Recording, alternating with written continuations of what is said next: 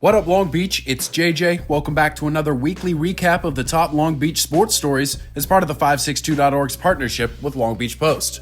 Everything's still on lockdown, so we needed some good news this week. Why don't we wrap up the winter season with the all-more league lists as voted on by the coaches for local basketball, soccer, wrestling, and water polo. With everything happening so fast earlier this month, we didn't get a chance to relive these great highlights.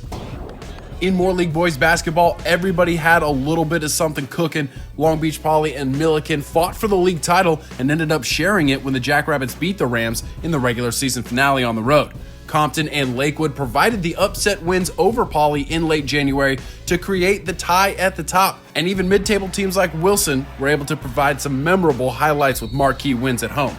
Moore League Player of the Year obviously went to Poly's Peyton Watson. The junior stock is skyrocketing. Big-time college coaches were stopping by 1600 Atlantic Avenue again this winter. Dr. Watson was surgical with 23 points, 8 rebounds, 3 assists, and a steal per game this season. Milliken's coach Nate Berger was named Coach of the Year, and the Rams and the Jackrabbits had 5 of the 13 first-team All-League selections.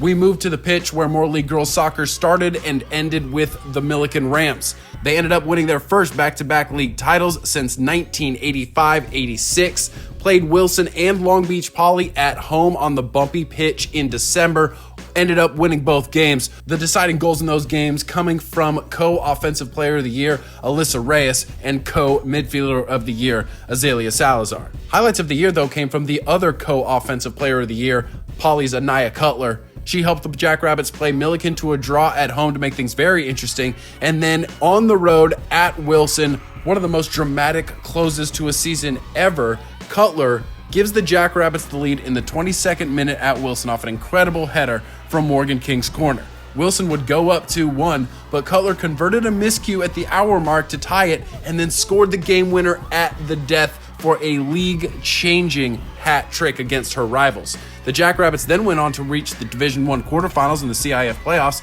and that's their third D1 quarters in the last 6 years.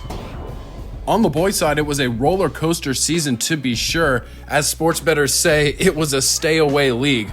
Long Beach Poly won its first league title in 15 years. Coach Eric Leone built something formidable over there. Miguel Arroyo creating all over the place. Julian Pierce locking it down on the back line with his leadership, and just the raw athleticism of Kenny Barnaby leading the way for the Jackrabbits. Poly got some great wins, but nothing will compare to the draw with Milliken on the last night of the regular season at Veterans Memorial Stadium. Poly up 2-0. Rams come back and score twice in the final 3 minutes. A 2-2 draw, but the draw was enough for Poly to lift the trophy.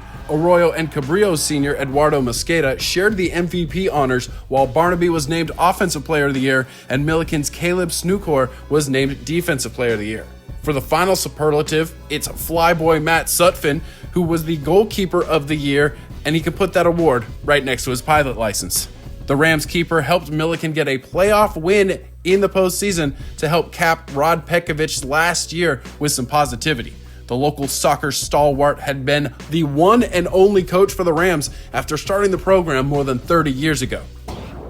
Next up, Moore League girls basketball has given Long Beach some phenomenal playoff success over the last 15 years, and this year it was the Wilson Bruins lifting the CIF plaque with a dominant and dramatic championship in Division III.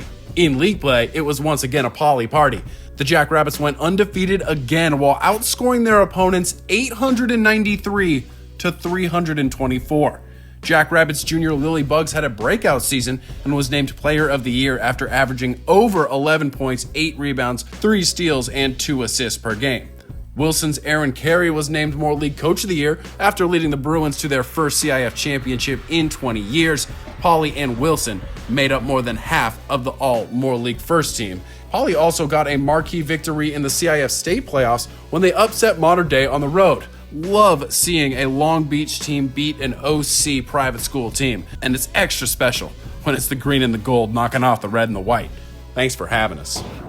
Speaking of history repeating, the Milliken Rams told the story of the 2020 Moore League wrestling season, and that has been the case. The Milliken boys won their 9th consecutive team title, and in the Moore League finals, the Rams had a representative in all 14 matches and ended up picking up 11 wins. 14 and 11 are both school and league records. Milliken's Santos Salas and Wilson's Andrew Rendon were both voted Wrestlers of the Year after repeating as league champs. On the girls' side in the Moore League, it was an unprecedented season. Milliken had won all of the league titles since the sport got added about a decade ago, but Gracie Karazian and the Wilson Bruins upset the Rams in December to knock them off.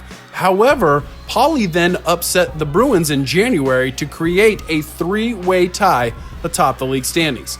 Milliken's Sophia Miller was the Wrestler of the Year, and the Rams had 6 individual league champions. And once again, the living legend Marshall Thompson was named Coach of the Year for his work at Milliken. Last but certainly not least, the Wilson girls water polo team repeated as Moore League champions, but couldn't repeat its postseason success it had 2 years ago. Bruins seniors Megan Smith and Delaney Whelan will share the MVP honors for the season. Wilson also had 3 underclassmen in Maya O'Day, Zoe Seabach, and Ava Smith making that first team list, where Milliken had 3 seniors in Jocelyn Cavaney, Caitlin Watkins, and Kaylin Wheeler, also making the first team as the Rams finished second in league. Milliken also made some history in the CIF Division IV playoffs by reaching the quarterfinals thanks to a thrilling 13-11 overtime win over Northwood in front of their home crowd. There you have it. Those are our marquee All-Moore League winter winners, and we hope that the sports coverage we're creating at Long Beach Post and the562.org can entertain you a little bit during these trying times. We're also providing news and updates from the CIF, NCAA, and Long Beach Unified School District, so make sure you're listening to our weekly podcast and checking out the Long Beach Schools coverage online at the Long Beach Post and the562.org.